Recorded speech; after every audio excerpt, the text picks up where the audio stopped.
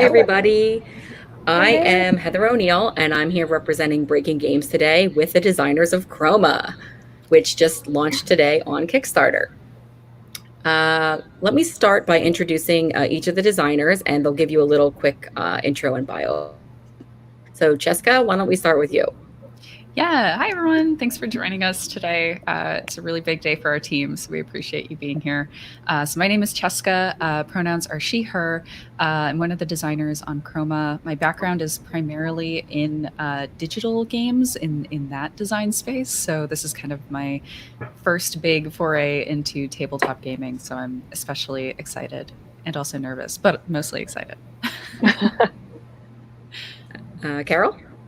Hi, I'm Carol Mertz. My pronouns are also she, her. And yeah, my background is in multidisciplinary design, game design, web design, graphic design. And I have done a lot of various forms of game design. And my full-time job is actually a senior game designer at Exploding Kittens. This is obviously not a project of theirs. This is an independent project, but that is to say I've got a lot of experience in the tabletop space at this point, and I'm super, super excited to be sharing Kroma with you because it's unlike anything I've ever seen in this space. So Awesome. And Kai? Hi, I'm Kai. My pronouns are she, her. I am a game designer and educator working in interactive media, programming, digital, and tabletop games. Yeah. Awesome. So why don't we start just talking about what Kroma is? So maybe Carol, do you want to start us off there? yeah, totally. So Kroma is actually, for the Kickstarter, it is a 1 to 3 player abstract strategy game. Normally it's 2 to 3, but for the Kickstarter, we have a exclusive 1-player mode. But it is a 2 to 3 player abstract strategy game where you use light as a game component to blend translucent pieces of acrylic to create colors. So the idea is that all of the pieces in the game are primary colors. They're yellow, pink, and blue. And when you stack them on top of each other over 2 layers, they blend into secondary colors, purple, green, and orange. let me remember what colors are. And that's actually how you score points, because each player plays as one of those secondary colors and you're capturing territory on the board. And ultimately also creating abstract art while you're playing abstract strategy. Nice. Awesome. So I know that this was a project that has been worked on for many years, and I believe it started as your MFA program project, correct? So maybe everybody can talk a little bit about like your design background and how this started and everything like that. Yeah, I can jump in. So yeah, so my background prior to the Game Center, where we started working on this project. So I have been working in games since the beginning of time. It's been a long time, but not quite that long. But yeah, so my experience has mostly been in the digital space, but I do specialize specifically in systems design and with a focus also in narrative content. But a lot of my past work, such as an independent game I launched last year, Starcrossed, is a multiplayer game, and I'm really fascinated by how we can use like play and just the design of different play spaces to create positive social relationships between people.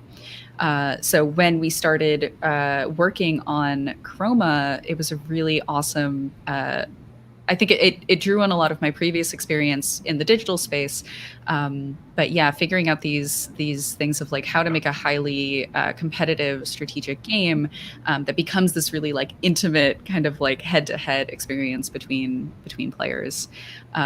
So that was something that really excited me about this project when we started working on it. Cool. Yeah. Oh, sorry. Go ahead. Go ahead, Kai. Oh, go for it. I wasn't sure on the order of this. This my background was in sort of digital experiences and learning.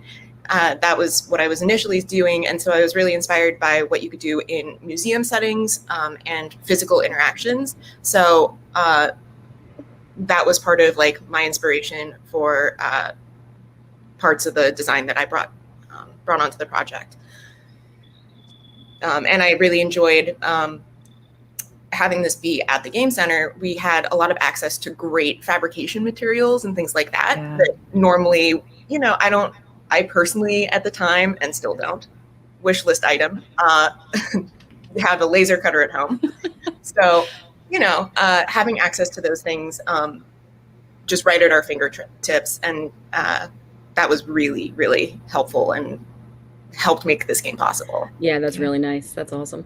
Yeah, I think the multidisciplinary design backgrounds of all of us really come through on this project. The idea that, you know, there is so much physicality to it, but there's also this strength of gameplay, but there's also this really unique visual design to it.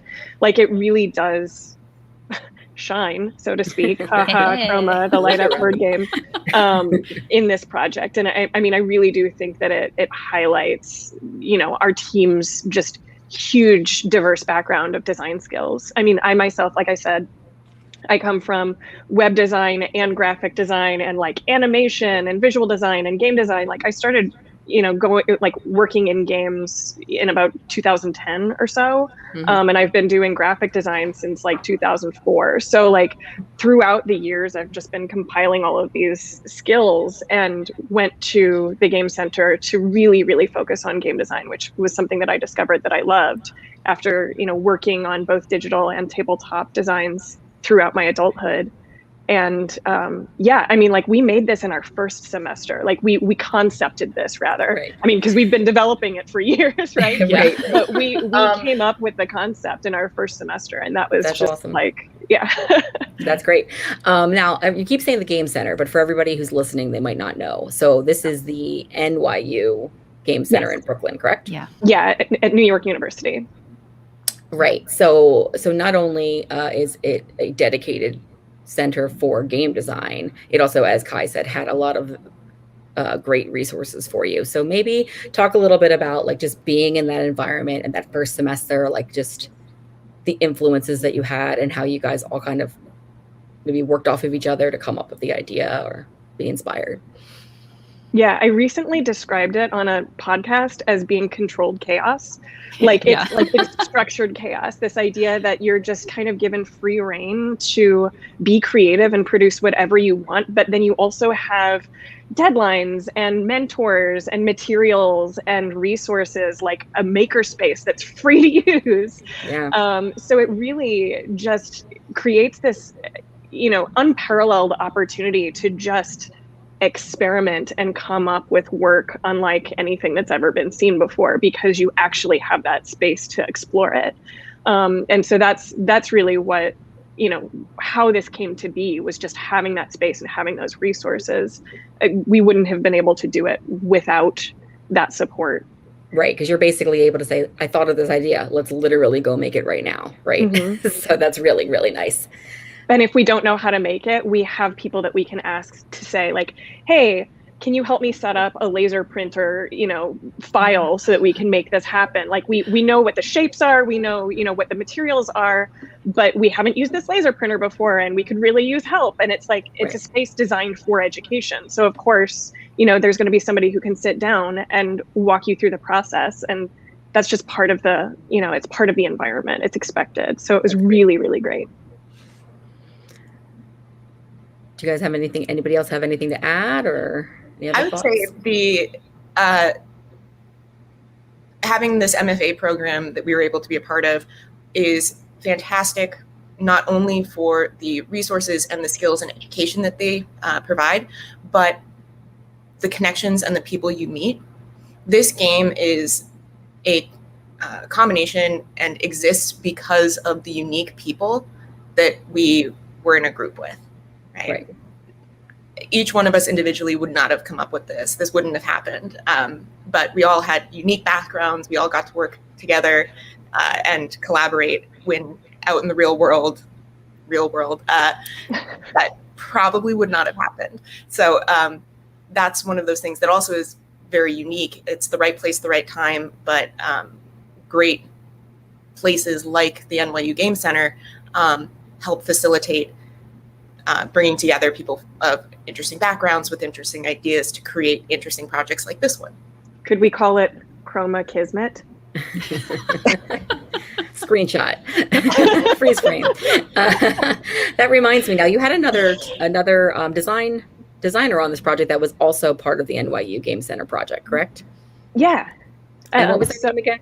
Yeah, so their name is Temitope Olujobi, and they were part of the original design crew, and they, helped us build the first board and design that first structure. Their background is largely in architecture, and now they do a lot of 3D environment art for video games and a lot of really, really beautiful work in the digital space. And they decided not to, pursue the project after school, which makes total sense. We are all going after different goals, post graduation, but they left such a huge mark on the project. And again, like Kai said, we wouldn't have been able to do it without their experience with, structural design and engineering and things like that. Yeah. Awesome. And Jessica, anything else that you wanted to say about NYU Center or the project or the team? Yeah, I think also just giving a shout out to that entire community. As Kai said, this game is, what it is and is unique and would not have been able to be built, I think, by any other team because we brought really unique backgrounds and experience to making this project. But also, I think it was also largely shaped by the people who were playtesting, right, and giving us feedback and helping us to make those iterative design choices. And we were really fortunate, right, to be in a space where we could go to a playtest session and have people who, are very experienced with strategy games and with tabletop games to be able to give us advice. And those people were very accessible to us and gave us really fantastic feedback that we worked into our design and how we iterated on what we were building. That's a really good point because a lot of people have a great idea, right? But it's more than just a great idea. You have to actually make it and you have to actually play test it and make sure that the rules make sense and all of that. So it's a good point to bring up the play testing because that is a lot of the game design. Once you have your game, a lot of it is the other part, right? Yeah. This game went through a lot of iteration. Yeah, the concept is a dime a dozen. It's the process of development that really makes the game what it is. Exactly. And the people in that community are great at giving feedback. Mm-hmm. So it was always really structured. And when things weren't working, someone was going to tell you. Which that's good. Yeah. We never had to worry about people just being nice, right? Which is a thing that people, I think, struggle with all kinds of feedback, regardless if it's for games or not. We got very lucky because the best thing you can have with a playtester is an honest one. That's absolutely true. It's true. Even if you don't agree with them, that's okay. It's great to hear it. Mm-hmm. It's great to get good feedback opposed to just it's nice. Yeah, and alternative perspectives because it gives you insight into the kinds of people that might be playing the game. So again, like Kai said, even if you don't agree with them, that allows you to consider how someone might view this game once it's in front of them. And the designer isn't there. Because imagine how they're going to talk about it to their friends if they tell the designer, oh, this is junk. At least, you can brace yourself for that. And you can, try to address it in the design if you feel it's necessary or not. But at least Right. Not that anybody ever told us that Kroma was junk. No. Everybody always thought it was beautiful. Oh, that's good. One of the things that I think we realized that we would not have necessarily thought of if we had not play tested it as much as we did was that people need the cards to tell them what color they are. Mm-hmm. Oh, yeah. Because you see these people with MFAs, big brain people sitting there being repeating to themselves. Yes. I mean, I think literally us, right? We would sit there play testing. We would be playing our own game and be like, what are colors? What am I doing? Pink, blue, purple. Pink, blue, purple. And I think part of that is because you get so into the mechanics, right? You're really focused on the strategic elements that something like, oh, what color makes purple? It just kind of flies out of my head. So yeah, the cards were something that we realized was very necessary as a gameplay component.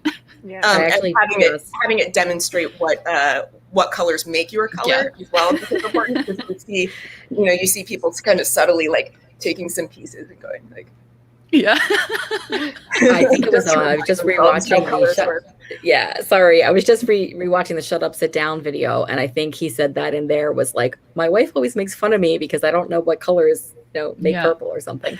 So it was good to have that reference. But you're right, it's the kind of thing where you don't think about until you keep seeing it happen again and again and again. Yeah. Playtest, Our mantras during playtesting was always like, just to make playtesters feel better, it was always, the tagline of this game is colors are hard and shapes are hard. Like, because it does like actually tap into a part of your brain that as adults we're not really using actively very often. But the idea of, spatially manipulating shapes, figuring out how they, like, what does this shape do when it's mirrored? And what do these colors do when they're stacked? Like, that's something that, we spend time studying in first grade or whatever, but we're not thinking that actively about unless we're actively working in the art space. And even still, you might not be always thinking about that. And so it's amazing to see people's brains just kind of churn and finally click when they realize, oh, this hook shape will fit if I just do that. or realizing that you can actually rotate the piece. Yeah. Exactly. Strategy. Awesome. Well, why don't we go over actually like a little bit more detail about how it actually works and how the game works. So maybe Kai, if you want to go over that. Absolutely. So the game has, it's pretty compact. It's not, it's a very unique shape. So this is our light board. This is, you can see, I'm trying to make sure it's fitting in. See, if you look at it, it's got a grid and a frame. And it is a triangle. Triangles are going to be everywhere in this game. So you can turn it on. This is going to now be blinding. But the way, if I hold it like this, let's see if this works. The other component in the game, besides the color cards, is this bag of pieces. Inside this bag, there are pieces of 3 colors. Let's see. So we've got yellow, magenta, and cyan. I don't think this shows up very well, but let's see let's see if this works at all. There you go. Oh, yeah, we got it. So as you can see, the frame allows you to easily stack them. So what happens is if you take this acrylic piece and put it on top of another one, it'll make a new color. For example, as we know, colors are hard. Yellow and yellow and blue make green or orange, etc. So each person playing the game is playing as a combinatory or a secondary color is the term we use. And what that means is that you will be playing as either purple, orange, or green.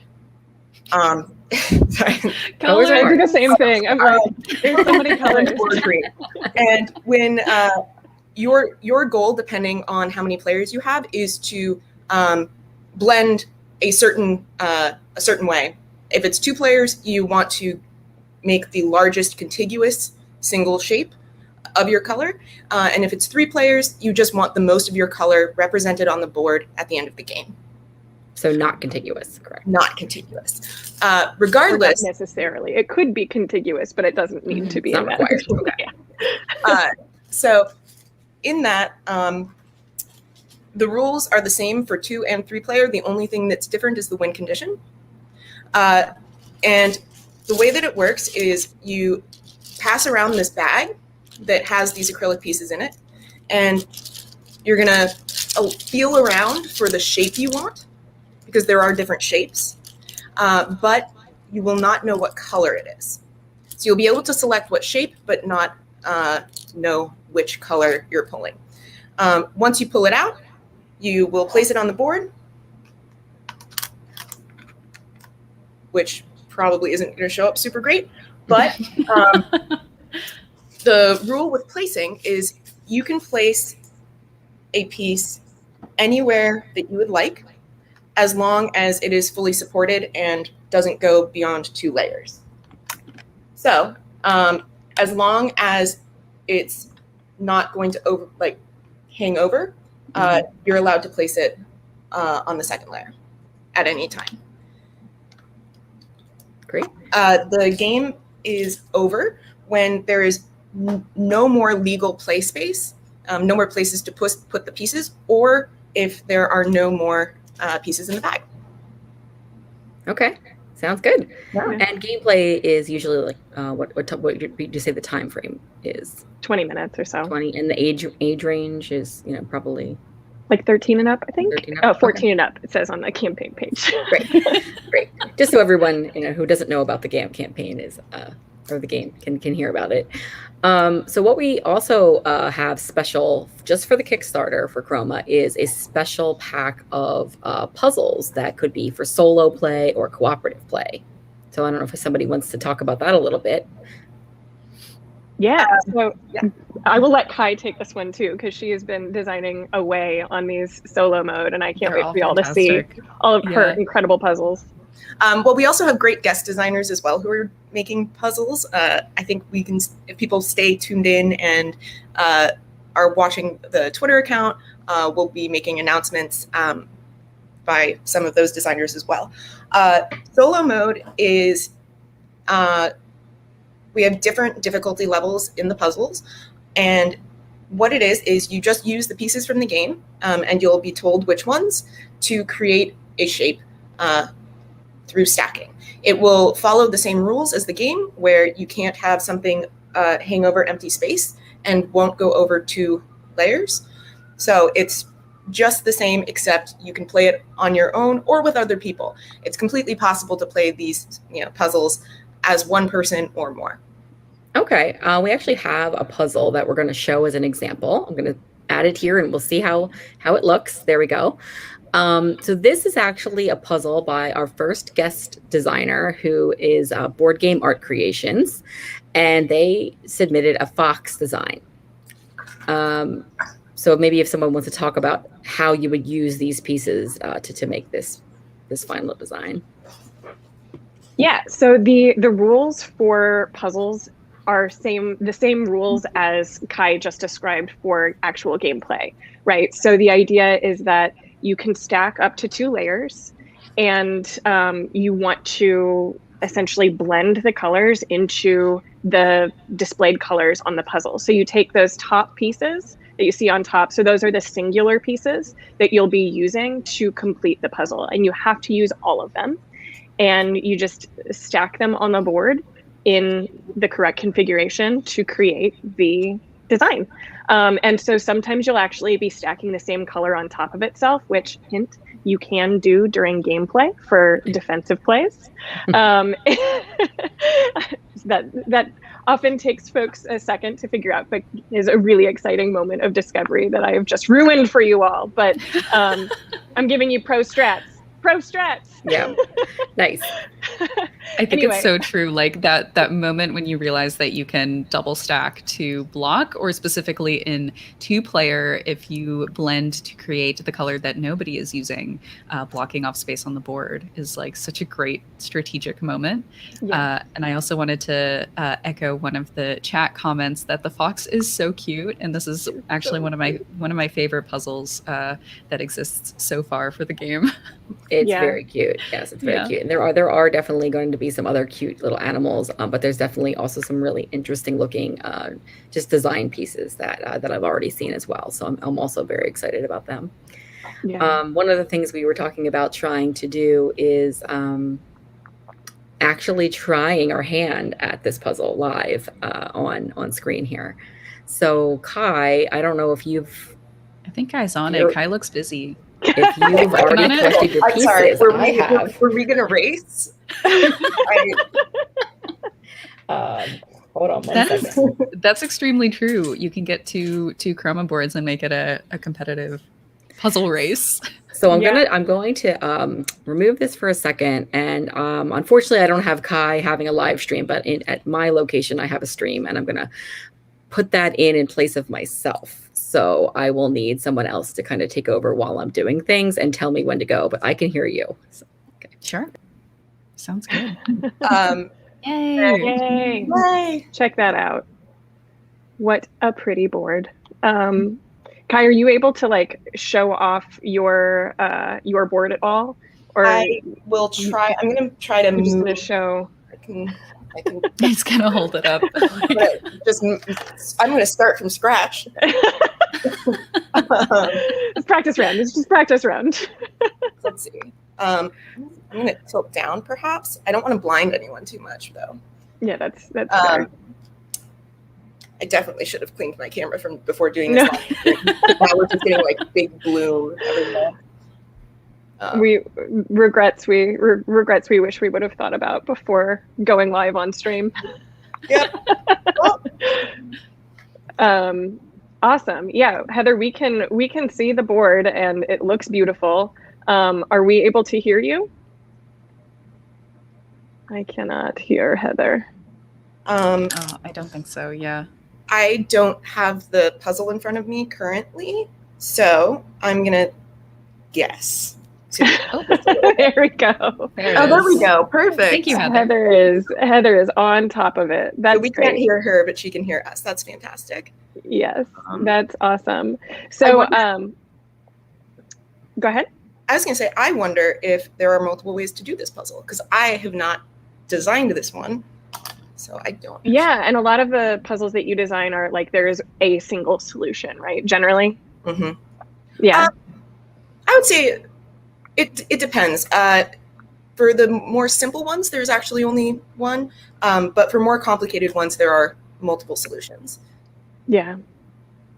That's awesome. I think this is a really good moment also to like start talking a little bit about how, like this is obviously, it's a challenging puzzle, but it's also kind of low pressure, right? Since it's solo mode and you can really take your time.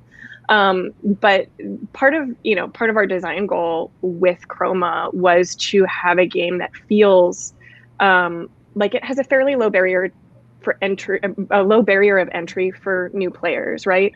That feels exciting to learn and to pick up for the first time.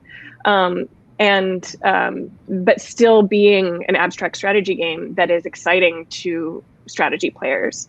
And, for Kai and Cheska, do we want to chat a little bit about, that process of designing for both accessibility, gameplay accessibility and also strategy? Sure. I'm also happy to also show off my box. Yeah, I'm also happy to jump in if you're working on your puzzle. Well, I wanted everyone to notice that I did in fact complete the puzzle. Oh, you're not on stream right now, so we can't. I think see Heather's it, got it too. Heather just finished it as well. So cute. Oh no, my tail fell over a little bit. Oh no. I was trying to make him dance by wiggling it back and forth. All right, Kai, you're on the big screen. So you're on. Let's see you're on focus. Yay!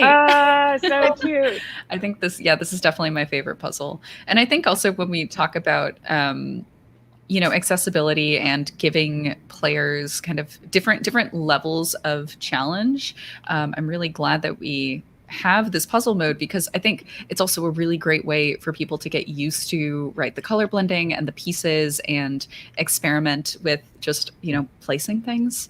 And I think that's a really important element. But then when we get into the strategic gameplay, right, of doing the 2 and 3 player versions, it definitely, like when you have that 1 versus 1, like very head to head competitive setting, I think that's where the strategic mechanics or the strategy mechanics really shine.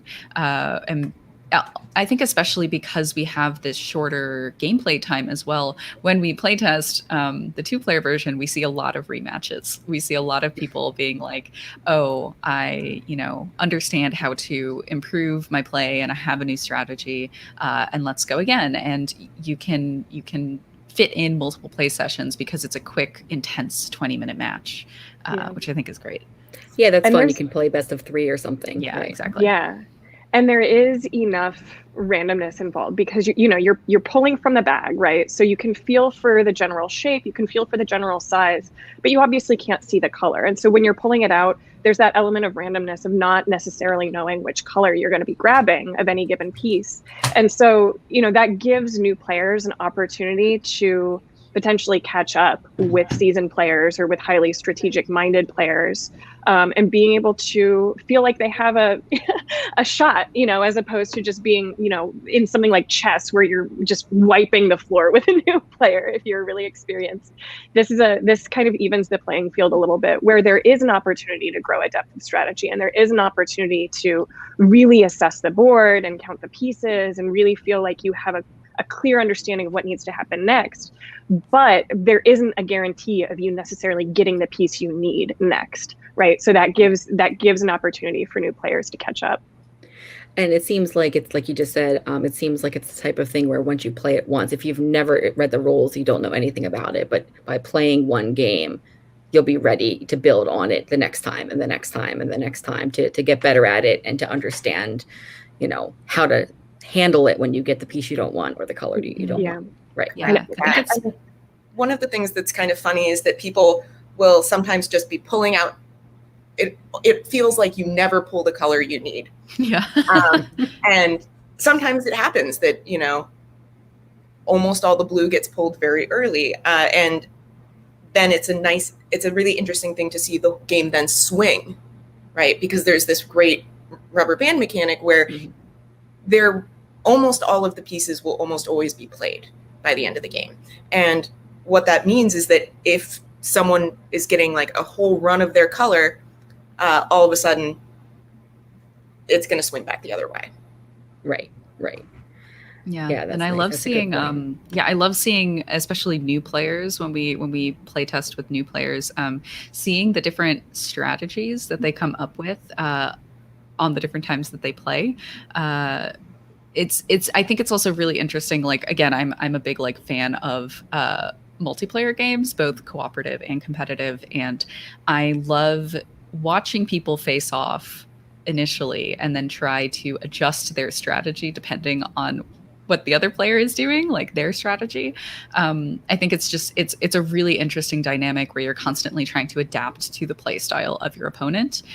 Some people might immediately try to claim a bunch of territory in the middle. Some people might try to build a little fortress in one of the corners, and then expand from there. And I think, as Carol was saying, it's this really great mix of strategy and randomness, because you don't get to decide exactly what you're going to be able to do. Pulling the random piece does determine what moves you're able to make, and then figuring out kind of on the fly strategically what is the best move for you in that situation. And I think that also adds a little bit, right, of suspense and excitement when you're facing off with someone. The low barrier of entry is also through the very simple rules. This is a game that you don't have to worry about pulling out at game night and having to be hold on, let me read through 3 hours of instructions. Right. Also, your turn is usually pretty quick. There's not a lot of downtime waiting for someone to make a move. And because there's not a lot of reading or piece manipulation, it is a great game to play and just talk to one another, because you'll see that there's this moment where the bag is being passed around and people pull it out. And while that's happening, people always kind of look away from the bag and often will just talk to one another. It's almost like being around a little campfire, this very, very modern, colorful electronic campfire, where you're just sitting around passing this bag, having kind of a beautiful moment where you're creating something that is totally unique. And we call it competitive play creating collaborative art, right? It's so interesting, and people just sometimes stop and take a moment and just stare at the board in awe and just kind of, I think, for a second forget that they're in competition with each other, and especially at the end, it's just look what we did. Yeah. It's so funny. Yeah. When people finish a game and they've been in that really intense, competitive mindset, and then they finish and they're like, this was the outcome, and then they're like, okay, wait, I'm going to take a picture because I the was thing just we made going is to ask beautiful. you how many people ask to take a picture, or when they finish, take a picture of it. Every time. Everyone, I mean, yeah. we've taken this to so many different events and festivals and things, and like from the Game Developers Conference in San Francisco to Indiecade Europe in France, Yeah. and like just all sorts of different, and PAX East. That was the last thing we did before lockdown. Before we were stuck at home, and, yes. A few weeks for those of you who before are that. familiar with PAX East, there's that over the board game area, there's that like kind of glass walkway up above that people can walk through to get from one side of the hall to the other. And people would come downstairs and look for us specifically because they're like, I saw you from up there and this looks amazing. And I wanted to play it. Beacon. Yeah. It's like this little lighthouse among, all of these other projects. People just get so excited and just want to see it and then want to remember it and take a photo of it as soon as they're done playing. That's great. That's actually really interesting. I know I've taken a lot of pictures of them just since I've had it here while I'm helping you all out here. So I'm sure that could be a fun thing as people start receiving the game later on to share their designs, which is really exciting. You mentioned PAX and Indiecade. Why don't we go a little bit about like the reception of taking it to some of these cons, especially the earlier ones, right? We've already talked about the fact that people are drawn to it and they want to play it, but overall, just talk about the experience. And it is a really fun game to show because people enjoy it, and that's one of those things that is just great to have happen. Is that people play it, and we do the booth stuff ourselves. So. Or with friends, but there's always one of us as a designer at the booth, and that means that we can always remember people who we start seeing like a lot of repeat customers throughout the festival, bringing in new people, and it's fun to know that people are out there being like, oh, we got to go do this one. It does really well at festivals for a couple reasons, besides the fact that it's just a great game and it's so striking. It's been very successful at festivals, I think partially because it's fast to learn. You don't have to sit down and learn a giant war game and then play for 45 minutes. It is one of those things that you can do fairly quickly. But it is just a really great game. We discovered, when we were in Indiecade Europe, we had to create a number ticket system where people were coming, we had cards, we gave out business cards because we didn't realize we'd have to do this, and had to wrote down numbers on them and just did a ticket type system. Like a queuing, queuing system. We got up to number 70 something. And at that point we just started reusing it because we couldn't do it. We couldn't keep up. And it was really nice to see this interest and this dedication to wanting to play it again and again, or just for the first time. People see it, it's fun, and it is a great game. Awesome.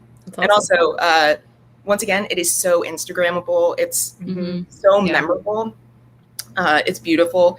And it creates that, that circle at every event. There's that circle of onlookers that some games are just really prime for, and this one is just that thing where people are attracted. They're like flies. They're attracted to this glowing thing. They all want to look over and see what's going on. And again, because it takes 5 minutes to learn, we could just sit there explaining the game to the folks who are standing there waiting. And they can just, they can appreciate and understand how to, how to observe, and then be able to jump in and play it immediately without any onboarding.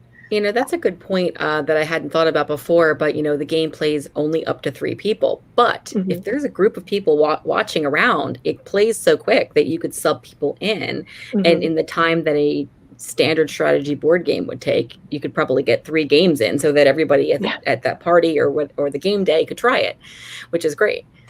Yeah, I really agree with that.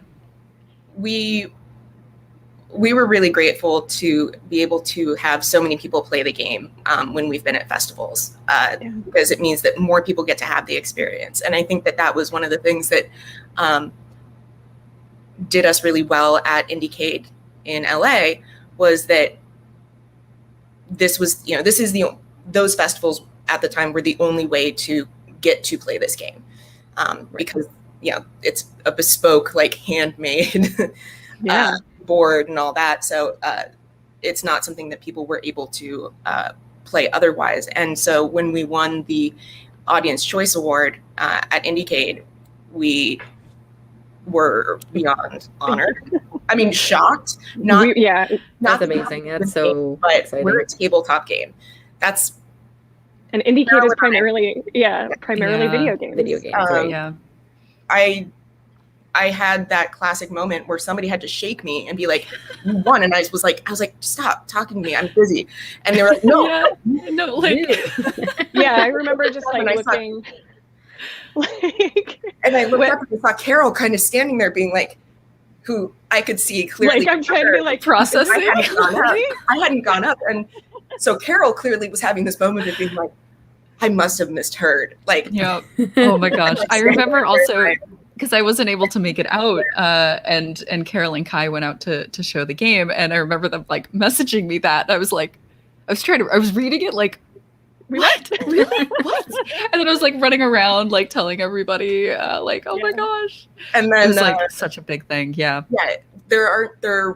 It is a primarily digital festival. They have great other stuff, everything from like interactive experiences to tabletop games.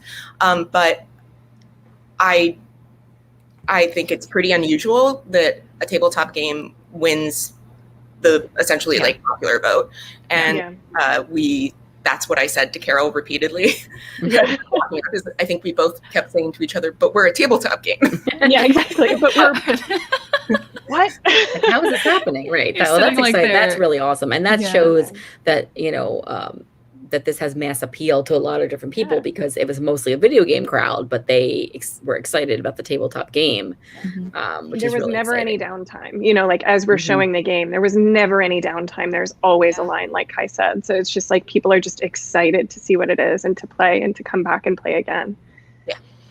Yeah. Nice. I also so that won in 2019, correct? That's right. Yeah. Audience Choice Award, which basically, like you said, means that the fan vote. favorite or popular vote. Yeah, right? that's like such an immense honor. Also, just that like we know that people love this game because we get to watch them play it at events, but to have people like vote for this as being like one of their favorite thing that they saw at this festival that curates such fantastic work and fantastic games. I don't know. It was like very unbelievable. I was like, are you sure it's not another Kroma? Is there another Kroma? I was like, what? But yeah, I also wanted to, before we move to the next question, just say a big thank you to all the folks who are chiming in chat saying that they backed it, and congratulations. Yeah, it's really sweet. And also someone said that they played the game at PAX East in 2020. Yeah, so thank you so much. And that's also where I played it for the first time. Plus, quick shout out. We just surpassed, we've surpassed 10% on the Kickstarter. So thank you so much. So much. That's super duper exciting. Oh, I'm so excited. Please keep sharing it with your friends. This is it's huge for us to see this coming along.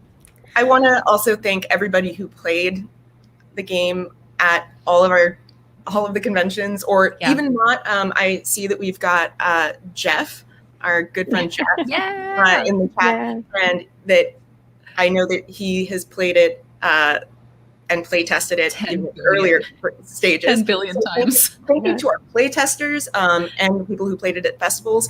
Back in GDC, we've always, every time we're at a festival, it feels like a new play test. We're always listening to feedback. We're doing that. Even though the design of the game is now set and very solid, we have appreciated not only the positivity, but your input and all of that. Oh yeah. This is, and I mean, we make games for the players. Yeah, it's helped us also learn how to teach the game so that it is only a 5-minute teach. You know, like we've been able to really, really because we've played hundreds and hundreds of times with so many people, we've been able to find all those little rules things and that's how development is possible. And every single person who's played with us and let us watch them while they learn has made just such a huge impact on the game. So yeah. Everyone has helped us make it a fine-tuned, elegant strategy machine. Yeah. I want to use that line. Now, your friend Jeff has a question here. What's the deal with the obsidian board, though? It's beautiful. That is the deal with it. It is special. Yes. Yeah. Yeah, that came up just for the Kickstarter, right? So I don't know if it'll be available outside of the Kickstarter, but the plan is that it is not. Yeah. Yeah. It is. It's going to be really cool. We, for some reason, always just only thought about the white, which is elegant and gorgeous. But options, not as you can tell from what we're wearing, for some reason it didn't occur to us to also try to make it in black. That's so true. I think for developing a game, for creating something that is so colorful, I think when you look at us, we are not like colorful dressers at all, really. I think when we were working on it, Carol had her signature blue glasses, and that was the only color in our team. Our first player rule is whoever is wearing the most colorful outfit goes first, and it would always be me just because my glasses were blue. I think Francesca went once for nail polish. Yeah, having a little bit of color, but a black T-shirt with a purple print on it or something. Yeah. But yeah, we are so New York. This game was made in New York, and we all dress like we're definitely in New York. Yeah, so the obsidian makes going sense, to a funeral. Actually, yeah, right? exactly. I mean, actually, if you think about it, right, it makes sense. Yeah, but yeah, we just wanted to offer options ultimately, and kudos to Kai for coming up with that, and and having that idea of being able to provide our players with a second option. I think that it also allows you to, one thing that we haven't really touched on is that unlike most board games, you spend all this time setting it out and all this, and then you're done, and then you have the cleanup phase. You don't have to do that with this game. Yeah, totally. You can just leave this out. I mean, it's small, it's durable. You can leave this out on your coffee table for days at a time. Our publisher leaves it on her desk and plays with it throughout the day. It just is like a fidget toy as well. It's like one of these things. Yeah, I actually like that you could, glowy. You could have a finished game that you really like the design on, and you say, I'm going to leave this out, and turn the light on at night, and have it on your coffee table or your end table or your desk, or your nightstand. And I think that would look really, really, really neat. So it's definitely a conversation piece. If you want to, have your friends over for game night, or maybe you have friends that you want to invite to your game night, but they're not necessarily we like games. If you have this out on your coffee table, people will be like, oh, that looks interesting. What is it? And then you can be like, it's a game. Mm-hmm. Right. Like games. Yeah. Mm-hmm. It can be a little gateway game. It's a very good gateway game. But that's part of the reason for having the black frame as well, is that it can now match whatever your aesthetic is. Mm-hmm. Awesome. Well, we're kind of hitting close to the 50-minute mark. So let's kind of do some wrap ups. Does anybody have any other final thoughts that you want to bring up about Kroma and the campaign before we wrap it up? I think we hit a lot of the things. Yeah, I mean, all the amazing Kickstarter exclusive stuff, like that luxury box, like the premium box, is really, really going to be just an amazing thing to have. And yeah, that Kickstarter exclusive black frame is really exciting. Obsidian frame. Sorry, we're obsidian plastic. Sparkles. Yeah. Yes. Yes. Awesome. Yeah. Great. So before we finish up here, I would like to ask everybody either one of your favorite board games or tabletop games, or something that maybe inspired you to make a game. So hands down, my favorite tabletop game is, you're gonna peg me for being such a mass market, like light gamer, and that's okay because that's the kind of stuff that I like. But I absolutely adore A Fake Artist Goes to New York. I actually wrote my entrance paper for the NYU Game Center on A Fake Artist Goes to New York, just because it has that tactility, that creativity, the beauty, and like this idea that there's these like artifacts that you get to keep with you and look back on, and then like try to analyze what happened with any given game. And it's just like hands down my favorite thing. I was just playing it the other night, actually, just because I can't let it go. It's also a great game that you can actually play over Zoom. That's true. Oh, yes. Yeah. Yes. I saw also a quick question about the battery that'll be used. And it's going to be rechargeable. So just little normal USB. You can leave it plugged in if you want, but you can also just use it to have it be charged. I have a couple favorite games, but I am a big sucker for tile laying games. Shockingly.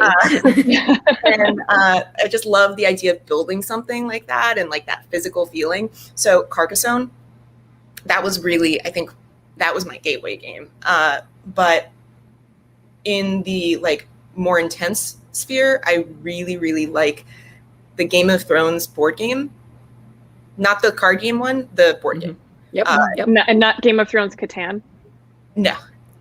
No, the board game. No, the board game. Hey, you play one of the. I will drop just about anything if somebody's like, we got enough people, let's set aside a day. Because you do need a day. And yeah, I really, really love that one. And also, I think in terms of fascinating design, I think that Captain Sonar is also really up there. Yeah, it's pretty great. Jessica, how about you? Yeah, I would say something that I also really like about Kroma is the small group size, because I am someone who really loves like tabletop RPGs. Specifically, I've been a D&D player for a long time, but I have not played that much D&D. I've just been playing over many, many years very sporadically, because I think, as we all know, it's very hard to get like a consistent group together for that amount of time. Yep. Just that's always a thing. So I would say one of my all-time favorite tabletop games is The Quiet Year, which is a fantastic role-playing game where you don't play individual, characters, but you actually collectively with everyone you're playing with your group, you play a community, and you both get to resolve conflict, but also introduce conflict to make the story interesting. So it's like you're playing this community and you get to build out a map and like create this world. So it's kind of like a storytelling generation game. But you can play it with a fairly small group. It just takes a few hours. So it's an easy thing to jump in and pick up. And even though the rules are fairly simple, it's different every single time because of the people who join you around the table, right? So I would definitely say that's one of my favorites. And that's another example of like a game with an artifact that you leave behind afterwards, where you can look at it and, spark memories or spark discussion and consideration. That I feel like our inspiration games are really telling. Art related, yes, exactly. Yeah. And it's really nice to hear, that even still 4 years after we started designing this, that we're all still very much on the same page in the design space. Yeah, it's all starting to come together. Yeah. Oh, yeah. Oh, that's why this happens. Oh. Awesome. Well, this is great. Thank you for giving us all this detail about the game and how everything started and how you developed it and, how people can play and all the special Kickstarter things. Obviously, we've got a while on the campaign. So everyone who's watching, follow on social media, follow Breaking Games, and you'll hear all of the news. But I would like everyone to go around and talk about how we can find you specifically and also anything else about Kroma. So maybe, Carol, you want to start? Yeah, you can find me on Twitter at Carol Mertz, CarolMertz, and you'll just mostly see me screaming about Kroma and other projects that I'm working on. As far as more info about Kroma, please, like I said earlier, just please keep telling your friends about it. Like, this is something that is so close to us and so dear to our hearts because we started it in this very tumultuous time of life as students, as MFA students. And, like having been carrying it this far and like bringing it to the finish line is so huge for us. We would really, really love any help that we can get spreading the word. For me, I am at Kai_Karhu on Twitter. I am there sometimes. I don't post a lot, but I enjoy hearing other people's thoughts a lot. So I am there. Also, if anyone lives in Brooklyn, I have my own copy of the Game of Thrones board game. So, if anyone's down to play that, you now know my weak point. The dangerous invitation, Kai. Should we add that as a pledge level where you get to play Game of Thrones with Kai? I feel like Kai would pledge to. I know, pledge on your own. How much do I have to pledge to get a group together for this game? I love that. And for me, you can also find me on Twitter. I'm at Chesky. It's CESCHIII. The other place that you can find me is I teach game development online through an organization called Code Coven. So you can find us also on Twitter at code_coven or codecoven.co. So those are the two places I mostly am online. And I want to remind everybody on the screen here that you can follow Kroma itself at Play Kroma on Twitter. And also that's the same on Instagram and TikTok, and chromagame.com, which will take you right to the Kickstarter, and you can find out all of the details there. All right. Well, thank you so much. Thank you, Heather. Probably do this again sometime during the campaign. And talk about other things, maybe go a little bit more in depth. So everybody who's paying attention here, we will see you again shortly. But thank you so much for joining me. Thank you, everybody. Yes. Thanks for listening and watching all. Thank you, everybody. Thank you. All right. Bye.